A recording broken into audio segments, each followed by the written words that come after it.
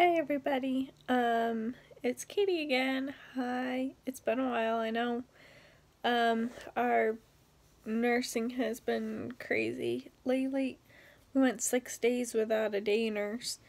I was going to do an actual stream, but I'm really tired. So I'm just gonna do a reading stream tonight, I guess. Well, not stream, but video. I am doing my favorite book series, the Harry Potter series. Yay! Now, if any of my subscribers say they've never read Harry Potter, well, here you go. You have videos of me reading Harry Potter. Granted, I'm mostly only doing this because I want videos for Gideon so that I could just play them because he loves hearing me read. And I started recording them on his tablet, but I think his tablet is going bad because it's not working properly, and 2, they don't automatically play the next video, where with YouTube, it can do that. So, without further ado, we are reading Harry Potter and the Sorcerer's Stone by J.K. Rowling. Chapter 1, The Boy Who Lived. We have the illustrated versions of the books as well. Those are my favorite. The artwork is so pretty. Alright, Chapter 1, The Boy Who Lived. Mr. and Mrs. Dursley of number 4 Privet Drive were proud to say they were perfectly normal, thank you very much. They were the last people you'd expect to be involved in anything strange or mysterious, because they just didn't hold with such nonsense. Mr. Dursley was the director of a firm called Grunnings, which made drills. He was a big, beefy man with barely any neck, although he did have a very large mustache. Mrs. Dursley was thin and blonde and had nearly twice the usual amount of neck, which came in very useful as she spent so much of her time craning over garden fences, spying on the neighbors. The Dursleys had a small son called Dudley, and in their opinion there was no finer boy anywhere. The Dursleys had everything they wanted, but they also had a secret, and their greatest fear was that somebody would discover it. They didn't think they could bear it if anyone found out about the Potters. The Potters was Mrs. Dursley's sister. Mrs. Potter was Mrs. Dursley's sister, but they hadn't met for several years. In fact, Mrs. Dursley pretended she didn't have a sister because her sister and her good-for-nothing husband were as un-Dursleyish as it was possible to be. The Dursleys shuddered to think what the neighbors would say if the Potters arrived in the street. The Dursleys knew that the Potters had a small son too, but they had never even seen him. This boy was another good reason for keeping the Potters away. They didn't want Dudley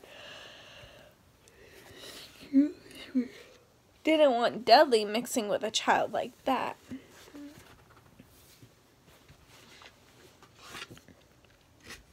When Mr. and Mrs. Dursley woke up on the dull gray Tuesday our story starts, there was nothing about the cloudy sky outside to suggest that strange and mysterious things would soon be happening all over the country. Mr. Dursley hummed as he picked out his most boring tie for work, and Mrs. Dursley gossiped away happily as she wrestled a screaming Dudley into his high chair. I'm dealing with that right now with Gideon. None of them noticed a large tawny owl flutter past the window. At 8:30, Mr. Dursley picked up his briefcase, pecked Mrs. Dursley on the cheek, and tried to kiss Dudley goodbye, but missed, because Dudley was now having a tantrum and throwing his cereal at the walls. Gideon does that. He'll throw his food on the floor and try try to splatter it everywhere if he doesn't want to eat. Pain in my butt. But I love him.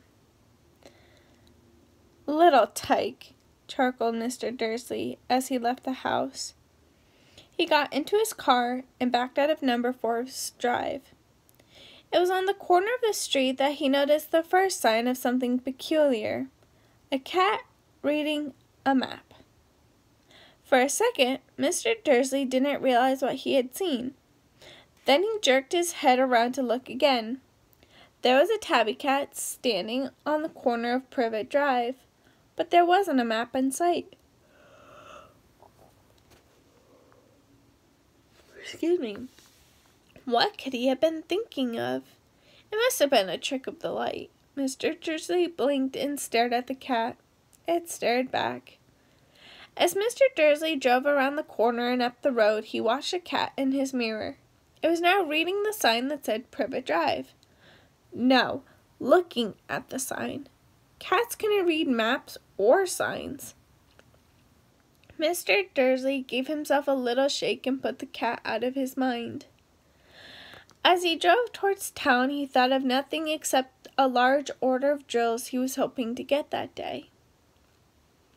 But on the edge of town, drills were driven out of his mind by something else. As he sat in the usual morning traffic jam, he couldn't help noticing that there seemed to be a lot of strangely dressed people about. People in cloaks. Mr. Dursley couldn't bear people who dressed in funny clothes. The get-ups you saw in young people. He supposed this was some stupid new fashion. He drummed his fingers on the steering wheel and his eyes fell on a huddle of these weirdos standing quite close by. They were whispering excitedly together. Mr. Dursley was enraged to see that some of them weren't young at all. Why, that man had to be no older than he was, and wearing an emerald green cloak, the nerve of him! But then it struck Mr. Dursley that this was probably some silly stunt. These people were obviously collecting for something. Yes, that would be it. The traffic moved on, and a few minutes later Mr. Dursley arrived in the Grunnings parking lot, his mind back on drills. Mr. Dursley always sat with his back to the window in his office on the 9th floor. If he hadn't, he might have found it harder to concentrate on drills that morning. He didn't see the owls swooping past in broad daylight, though people down in the street did. They pointed and gazed open-mouthed as owl after owl sped overhead. Most of them had never even seen an owl, even at night time. Mr. Dursley, however, had a perfectly normal owl-free morning. He yelled at 5 different people, he made several important phone calls, and shouted a bit more. He was in a very good mood until lunchtime, when he thought he'd stretch his legs and walk across the road to buy himself a bun from the bakery. He'd forgotten all about the people in cloaks until he passed a group of them next to the baker's. He eyed them angrily as he passed. He didn't know why, but they made him uneasy. This bunch were whispering excitedly too, and he couldn't see a single collecting tin. It was on his way back past them, clutching a large donut in a bag, that he caught a few words of what they were saying. The Potters, that's right, that's what I heard. Yes, their son Harry. Mr. Dursley stopped dead. Fear flooded him. He looked back at the whisperers as if he wanted to say something to them, but thought better of it. He dashed back across the street, hurried up to his office, snapped at his secretary not to disturb him, and seized the telephone and had almost finished dialing his home number when he changed his mind. He put the receiver back down and stroked his mustache, thinking, no, he was being stupid. Potter wasn't such an unusual name, and he was sure there were a lot of people called Potter who had a son called Harry. Come to think of it, he wasn't even sure if his nephew was called Harry. He'd never even seen the boy. It might have been Harvey or Harold. There was no point in worrying Mr. Dursley. She always got so upset at any mention of her sister. He didn't blame her if he'd had a sister like that. But all the same, those people in cloaks. He found it a lot harder to concentrate on drills that afternoon, and when he left the building at 5 o'clock, he was still so worried that he walked straight into someone just outside the door. "Sorry," he grunted, as the tiny old man stumbled and almost fell. It was a few seconds later that Mr. Dursley realized that the man was wearing a violet cloak. He didn't seem at all upset at being almost knocked to the ground. On the contrary, his face split into a wide smile, and he said in a squeaky voice that made passersby stare, Don't worry. Don't be sorry, my dear sir, for nothing could upset me today. Rejoice, for you know who has gone at last. Even muggles like yourself should be celebrating this happy, happy day." And the old man hugged Mr. Dursley around the middle and walked off. Mr. Dursley stood rooted to the spot. He had been hugged by a complete stranger. He also thought he had been called a muggle, whatever that was. He was rattled. He hurried to his car and set off for home, hoping he was imagining things which he had never hoped for before, because he didn't approve of imagination. As he pulled into the driveway of number 4, the first thing he saw, and it didn't improve his mood, was the tabby cat he spotted that morning. It was now sitting on his garden wall. He was sure it was the same one. It had the same markings around its eyes. "Shoo!" said Mr. Dursley loudly. The cat didn't move. It just gave him a stern look. Was this normal cat behavior? Mr. Dursley wondered. Excuse me. Trying to pull himself together, he let himself into the house. He was still determined not to mention anything to his wife. Mr. Dursley had had a nice, normal day. She told him over dinner all about next door's problems with her daughter and how Dudley had learned a new word, won't. Mr. Dursley tried to act normally. When Dudley had been put to bed, he went into the living room in time to catch the last report of the evening news. And finally, bird watchers everywhere have reported that the nation's owls have been acting very unusually today. Although owls normally hunt at night and are hardly ever seen in daylight, there have been hundreds of sightings of these birds flying in every direction since sunrise. Experts are unable to explain why the owls have suddenly changed their sleeping patterns. The newscaster allowed himself a grin. Most mysterious. And now, over to Jim McGruffin with the weather. Going to be any more showers of owls tonight, Jim? "Well, Ted," said the weatherman, "I don't know about that, but it's not only the owls that have been acting odd today. Viewers as far as Kent, Yorkshire, and Dundee have been phoning in to tell me that instead of the rain I promised yesterday, they've had a downpour of shooting stars. Perhaps people have been celebrating bonfire night early. It's not until next week, folks, but I can promise a wet night tonight." Mr. Dursley sat frozen in his armchair. Shooting stars all over Britain? Owls flying by daylight? Mysterious people in cloaks all over the place? And a whisper about the Potters. Mrs. Dursley came into the living room carrying 2 cups of tea. It was no good. He'd have to say something to her. He cleared his throat nervously. Petunia, dear, you haven't heard from your sister lately, have you?" As he expected, Mr. Dursley looked shocked and angry. After all, they normally pretended she didn't have a sister. "No," she said sharply. "Why?" "Funny stuff on the news." Mr. Dursley mumbled. "Owls shooting stars?" There were a lot of funny-looking people in town today. So? Snapped Mrs. Dursley. Well, I just thought maybe it was something to do with, her crowd. Mrs. Dursley sipped her tea through pursed lips.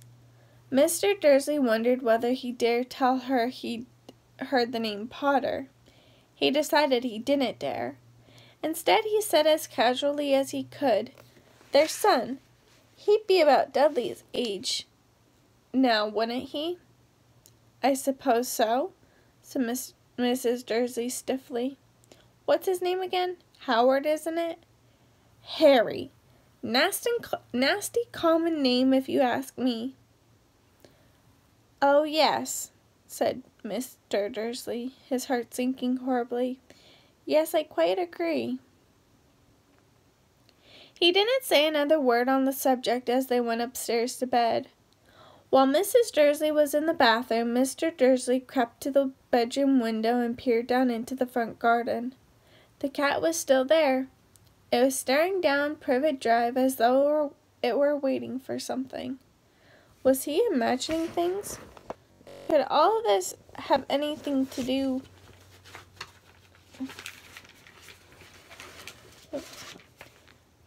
with the Potters?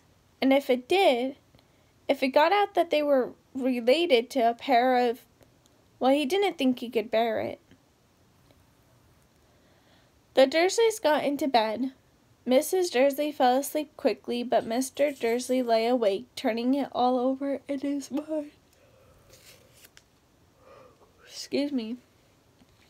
His last comforting thought before he fell asleep was that even if the Potters were involved, there was no reason for them to come near him and Mrs. Dursley. The Potters knew very well what he and Petunia thought about them and their kind. He couldn't see how he and Petunia could get mixed up in anything that might be going on. He yawned and turned over. It couldn't affect them. How very wrong he was. Mr. Dursley might have been drifting into an uneasy sleep, but the cat on the wall outside was showing no signs of sleepiness. It was sitting as still as a statue, its eyes fixed unblinkingly on the far corner of Privet Drive. It didn't so much as quiver when a car door slammed on the next street, nor when two owls swooped overhead. In fact, it was nearly midnight before the cat moved at all. A man appeared on the corner the cat had been watching. Appeared so suddenly and silently you'd have thought he just popped out of the ground. The cat's tail twitched and its eyes narrowed.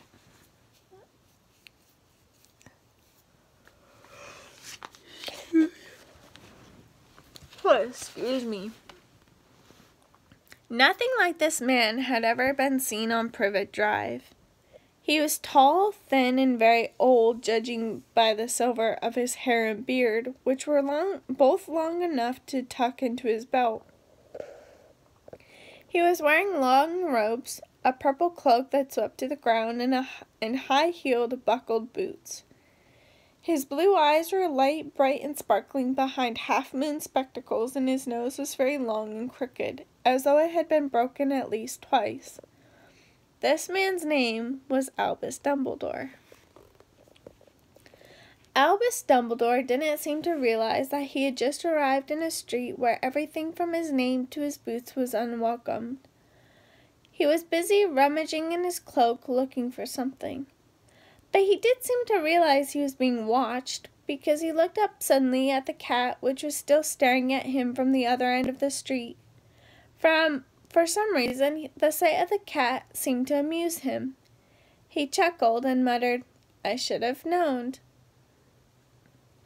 He found what he was looking for in his inside pocket. It seemed to be a silver cigarette lighter. He flicked it open, held it up in the air, and clicked it. The nearest street lamp went out with a little pop. He clicked it again. The next lamp flickered into darkness. 12 times he clicked the put-outer, until the only lights left on the street were two tiny pinpricks in the distance, which were the eyes of the cat watching him. If anyone looked out of their window now, even beady-eyed Mrs. Dursley, they wouldn't be able to see anything that was happening down on the pavement. Dumbledore slipped the put-outer back inside his cloak and set off down the street towards number 4. Excuse me.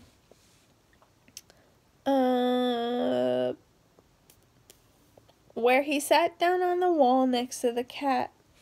He didn't look at it, but after a moment he spoke to it. "Fancy seeing you here, Professor McGonagall." He turned to smile at the tabby, but it had gone. Instead, he was smiling at a rather severe-looking woman who was wearing square glasses exactly the shape of the markings the cat had around its eyes. She, too, was wearing a cloak, an emerald one. Her black hair was drawn into a tight bun. She looked distinctly ruffled. "How did he know it was me?" she asked. "My dear Professor, I've never seen a cat sit so stiffly."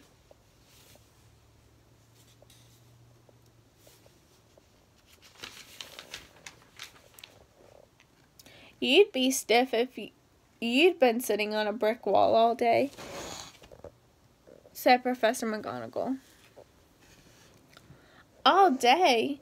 When you could have been celebrating? I must have passed a dozen feasts and parties on my way here." Professor McGonagall sniffed angrily. "Oh, yes, everyone's celebrating all right," she said impatiently. "You'd think they'd be a bit more careful, but no. Even the Muggles have noticed something's going on. It was on their news." She jerked her head back at the Dursleys' dark living room window. "I heard it.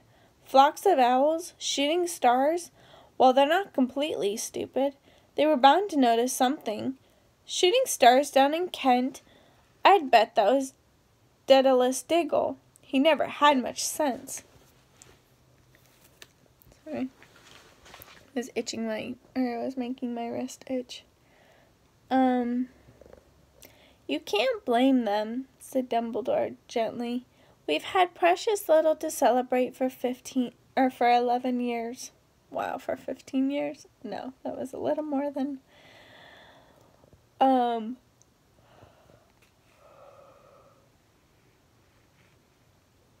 Excuse me. "I know that," said Professor McGonagall irritably, "but that's no reason to lose our heads.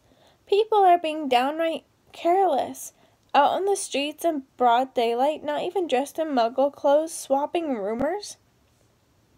She threw a sharp, sideways glance at Dumbledore here, as though hoping he was going to tell her something. But he didn't, so she went on. "A fine thing it would be if on the day you-know-who seems to have disappeared at last, the Muggles found out about us all. I suppose he really has gone, Dumbledore." "It certainly seems so," said Dumbledore. "We have much to be thankful for. Would you care for a lemon drop?" "A what?" "A lemon drop. They're a kind of Muggle sweet I'm rather fond of." "No, thank you," said Professor McGonagall coldly, as though she didn't think this was the moment for lemon drops. "As I say, even if you-know-who has gone—" "My dear Professor, surely a sensible person like yourself can call him by his name, all this you-know-who nonsense. For 11 years I have been trying to persuade people to call him by his proper name, Voldemort." Professor McGonagall flinched, but Dumbledore, who was unsticking 2 lemon drops, seemed not to have noticed. "It all gets so confusing if we keep saying you-know-who. I have never seen any reason to be frightened of saying Voldemort's name." "I know you haven't," said Professor McGonagall, sounding half exasperated, half admiring. "But you're different. Everyone knows you're the only one you know who... Oh, all right, Voldemort was frightened of." "You flatter me," said Dumbledore calmly. "Voldemort had powers I will never have. Only because you're too, noble to use them. It's lucky it's dark. I haven't blushed so much since Madame Pomfrey told me she liked my new earmuffs." Professor McGonagall shot a sharp look at Dumbledore and said, "The owls are nothing next to the rumors that are flying around. You know what everyone's saying, about why he's disappeared, about what finally stopped him?" It seemed that Professor McGonagall had reached the point she was most anxious to discuss. The real reason she had been waiting on a cold, hard wall all day, for neither as a cat nor as a woman had she fixed Dumbledore with such a piercing stare as she did now. It was plain that whatever everyone was saying, she was not going to believe it. Whoops. Too far. She was not going to believe it until Dumbledore told her it was true. Dumbledore, however, was choosing another lemon drop and did not answer. "What they're saying," she pressed on, "is that last night Voldemort turned up in Godric's Hollow. He went to find the Potters. The rumor is that Lily and James Potter are that they're dead." Dumbledore bowed his head. Professor McGonagall gasped. "Lily and James? I can't believe it. I don't want to believe it. Oh, Albus." Dumbledore reached out and patted her on the shoulder. I know, he said heavily. Professor McGonagall's voice trembled as she went on. "That's not all. They're saying he tried to kill the Potter's son, Harry, but he couldn't. He couldn't kill that little boy. No one knows why or how, but they're saying that when he couldn't kill Harry Potter, Voldemort's powers somehow broke, and that's why he's gone." Dumbledore nodded glumly. It's true?" faltered Professor McGonagall. "After all he's done, all the people he's killed, he couldn't kill a little boy? It's just astounding, of all the things to stop him. But how in the name of heaven did Harry survive?" "We can only guess," said Dumbledore. "We may never know." Professor McGonagall pulled out a lace handkerchief and dabbed her eyes beneath her spectacles. Dumbledore gave a great sniff and took a golden watch out from his pocket and examined it. It's a very odd watch. It had 12 hands but no numbers. Instead, little planets were moving around the edge.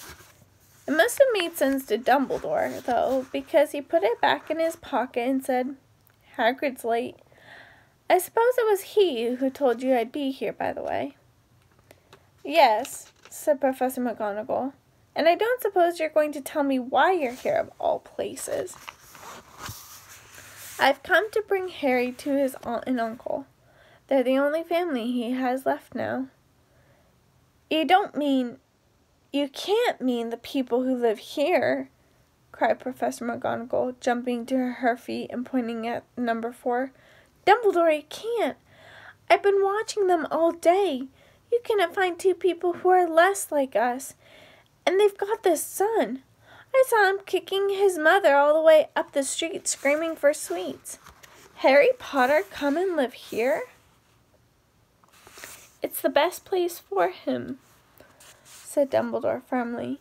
"His aunt and uncle will be able to explain everything to him when he's older. I've written them a letter." "A letter?" repeated Professor McGonagall faintly, sitting back down on the wall. "Really, Dumbledore, you think you can explain all of this in a letter? These people will never understand him. He'll be famous, a legend. I wouldn't be surprised if today was known as Harry Potter Day in the future. There will be books written about Harry. Every child in our world will know his name." "Exactly," said Dumbledore, looking very seriously over the top of his half-moon glasses. "It would be enough to turn any boy's head. Famous before he can walk and talk? Famous for something he won't even remember. Can't you see how much better off he'll be growing up away from all of that until he's ready to take it? Professor McGonagall opened her mouth, changed her mind, swallowed, and then said, Yes, you're right, of course. But how is the boy getting here, Dumbledore? He eyed his cloak suddenly as though he thought he might be hiding Harry underneath it. Hagrid's bringing him. You think it wise to trust Hagrid with something as important as this?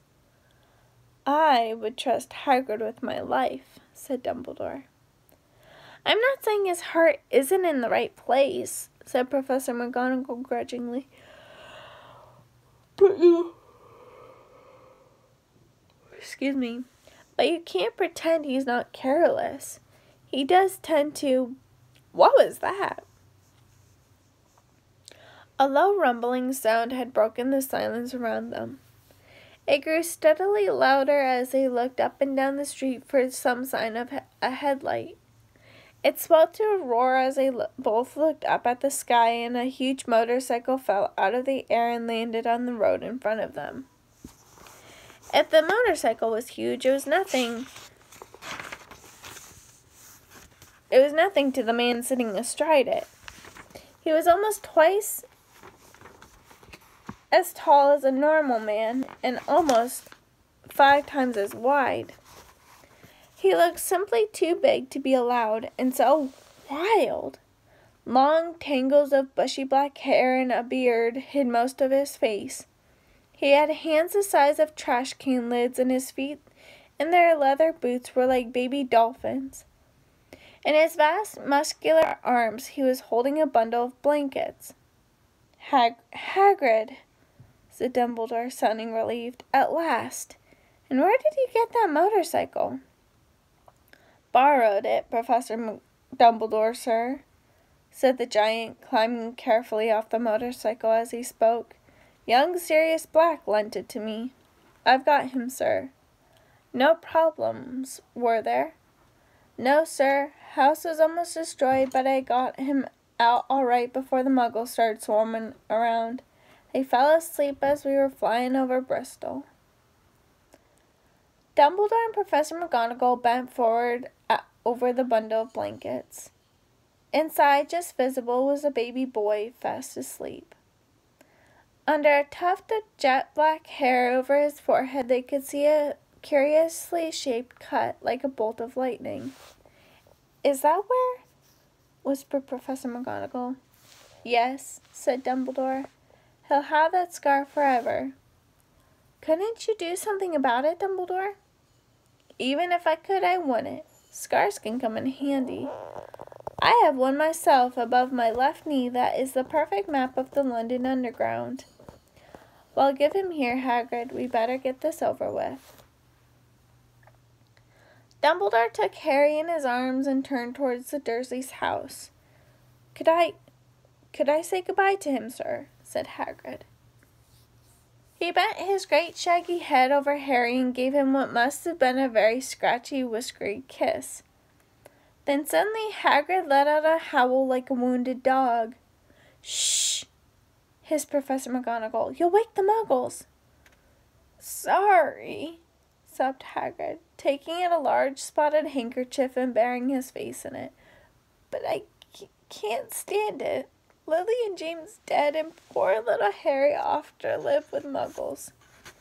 Yes, it's all very sad, but get a grip on yourself, Hagrid, or we'll be found, Professor McGonagall whispered, patting Hagrid gingerly on the arm as Dumbledore stepped over the low garden wall and walked up to the front door.